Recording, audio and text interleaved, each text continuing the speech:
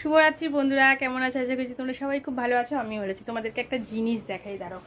আজকে বিশ্বকর্মা পূজা, আর বিশ্বকর্মা পুজোর মধ্যে একটা রিচুয়ালস আছে, সেটা কি বলো তো, ঘুড়ি ওড়ানো। তো ঘুড়ি ওড়াতে তো আমি পারি না, তোমাদেরকে এর আগেও আমি বলেছি। তো আমার ছেলে ঘুড়ি ধরেছে, দেখো ছাদ থেকে কটা তোমাদেরকে আমি দেখাচ্ছি, তোমাদের সাথে শেয়ার করি।